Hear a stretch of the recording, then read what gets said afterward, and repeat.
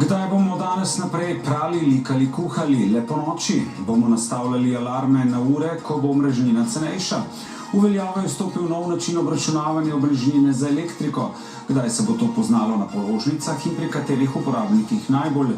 Zakaj na nov sistem še naprej letijo kritike z gostom? Dober večer. Ali bomo po novem morali likati, prati in kuhati po noči?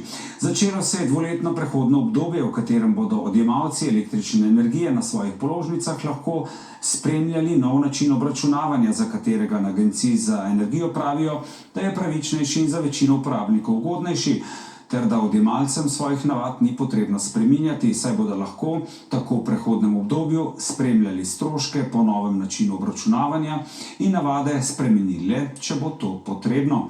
Poleg tega na agenciji še ocenjujejo, da se bodo z novim načinom obračunavanja za večino odjemalcev stroški na letni ravni znižali. Medtem pa z novim načinom niso zadovoljni pri gospodarski zbornici, kjer trdijo, da se bo strošek omrežnine za nekatera podjetja močno dvignil. Na Agenciji za energijo pa so njihove trditve danes označili za izredno zavajajoče. Poglejmo številke. Luka Črne. Naj vas naslednji mesec na položnici za elektriko ne preseneti dodaten izračun. Začenja se dvoletno prehodno obdobje, v katerem bo Agencija za energijo odjemalce električne energije obveščala, za koliko se jim bo spremenil račun za elektriko, ko bo v veljavo stopila nova metoda obračunavanja omrežnine. Povejte jim, da se jim ni treba bati ničesar, da lahko živijo enako dalje, imajo enake navade, pa kljub temu bo letni strošek nekoliko nižji. Kaj točno prinaša sprememba? Namesto 2 časovnih blokov, ki smo jih bili vajeni do zdaj, prehajamo na kompleksnejši sistem. Od novembra do februarja bo trajala višja sezona, kjer bo omrežnina dražja, od marca do oktobra bo trajala nižja sezona. Znotraj vsake pa se bo znesek omrežnine računal glede na to, ali gre za delovni oziroma prost dan, ter glede na časovni blok. In tak odjemalec bo imel torej povprečen za približno 20 evrov nižje stroške na letnem nivoju, pri čemer v obdobju nizke sezone za približno 7 evrov vsak mesec manj, govorimo samo o omrežnini, v obdobju višje sezone pa za približno, torej za dobrih 9 evrov višji strošek omrežnine. V kar se bomo lahko prepričali v naslednjih 2 letih, ko bo izračun po novi metodologiji na položnicah samo informativen. Poleg tega pa nov način prinaša višjo omrežnino za imetnike sončnih elektrarn, a jim hkrati ne bo več potrebno plačevati prispevka za obnovljive vire energije, kar pri gospodinjstvih, ki ne povišano obremenjujejo omrežja na položnici, ne bo prineslo večjih sprememb. Drugače pa bo pri tistih z bolj luksuznim načinom življenja, ki se sicer napajajo iz lastne sončne elektrarne, a hkrati omrežje močno obremenijo, recimo v primerih, da imajo doma bazen ali savno. Na agenciji želijo taka gospodinjstva spodbuditi k prilagoditvam, da torej tiste naprave, ki močno obremenijo omrežje, zaženejo v cenejšem tarifnem obdobju. Tudi ta odjemalec ne bo več plačeval prispevka za obnovljive vire, tako da se skupen strošek za ta znesek zniža. Kaj je pa tukaj pomembno povedati? Ravno ta odjemalec je primer, ki ima veliko možnost prilagajanja odjemanja. Ob tem pa je godina trditve gospodarske zbornice, da bodo velika podjetja z novim načinom obračunavanja plačevala več, označila za izrazito zavajajoče, saj da se po njenih besedah ne omeni znižanja na tarifni postavki za moč. Očitka o pretiranem odzivu medtem ostro zavrača gospodarska zbornica, krivično je povečevati stroške tistim, ki so sledili zelenemu prehodu, in še omrežninska reforma ni primerna za podjetja, ki poslujejo 24 ur na dan, vse dni v tednu. Z nami je zdaj ekonomist Matej Lahovnik. Gospod Lahovnik, povejte nam, kaj nam v resnici prinaša ta nov sistem obračunavanja električne energije, in dober večer. Dober večer. V bistvu gre za zelo zapleten sistem, kot je že bilo lepo v prispevku razloženo, z 2 sezonama, 5 časovnimi bloki, delovniki in nedelovniki.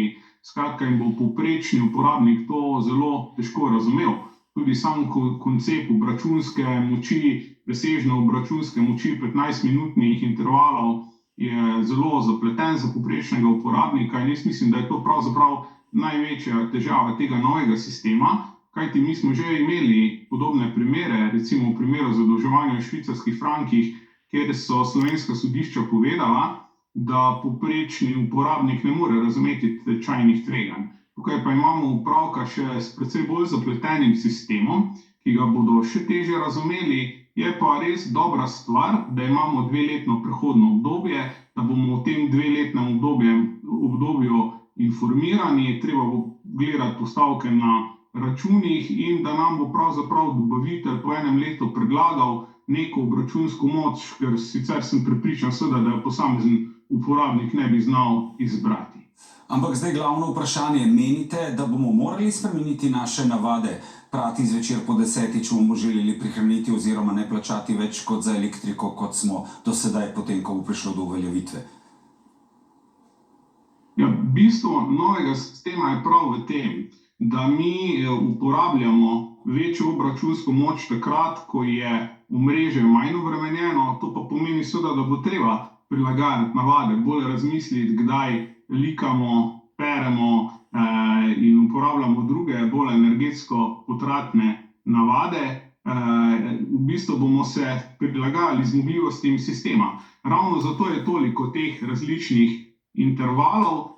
Seveda zdaj nekdo, ki recimo ne bo bistveno spreminjal svojih navad od sedanjega stanja oziroma se bo lahko prilagajal tistim nižjim tarifam, bo verjetno ne bo plačal bistveno več, ali pa bo celo rahlo na boljšem. Težava pa je seveda v tem, da veliko ljudi zaradi delovnih obveznosti, spremenjujočega urnika ne more prilagajati svojih navad zmogljivostim omrežja in tisti bodo pa verjetno udarjeni po žepu, če bodo seveda hkrati preklopili preveliko število naprav, energetsko potratnih, takrat, ko bo omrežje zelo obremenjeno, torej predvsem dopoldan. Gospod Lahovnik, na agenciji pravijo, da bo povprečni uporabnik prihranil, se strinjate s tem? Podatki na spletni strani agencije kažejo, da načrtujejo med letom 2026 in 2032 zbrati bistveno več omrežnine. Leta 2032 že za 70% več kot na primer letos. To pa seveda pomeni, da bomo vsi skupaj plačali bistveno več. Nekateri verjetno, ki se bodo prilagodili zmogljivosti omrežja, nekaj manj, v povprečju pa mislim, da bo večina plačevala več, ker je namen seveda tega novega sistema tudi to, da se zagotovi potrebna sredstva za investicije v distribucijsko omrežje. Kaj pa ta novi sistem pomeni za podjetja? Za podjetja, predvsem tiste velike uporabnike, pomeni, da bodo plačevali seveda več. To so tisti največji odjemalci, na primer slovenska industrija jekla, Talum. Res je, da podobno več plačujejo tudi v ostalih državah Evropske unije, tako da bodo dejansko podobno obremenjeni kot tam. Vidimo pa, da v Nemčiji, na primer, kjer so vse višje dajatve, tudi cena električne energije vse višja, da prihaja do deindustrializacije, da se del industrije seli bolj na vzhod in seveda to pomeni, da so ta delovna mesta na dolgi rok bolj ogrožena. Za male poslovne odjemalce, tiste, ki se bodo lahko prilagajali, verjetno ta sistem za njih ne bo problematičen, bo pa za tiste, ki jim naročila zelo nihajo in ne bodo zmogli načrtovati natančno obračunske moči, ki jo potrebujejo, ali pa recimo, da morajo zaradi narave dela proizvodnje poslovati prav v tistih obdobjih, ko je omrežje najbolj obremenjeno. Zanje bo pa verjetno predstavljal to določen problem, na kar opozarjata tako obrtna kot pa tudi gospodarska zbornica. Najlepša hvala. Hvala tudi vam. Nehumano večurno.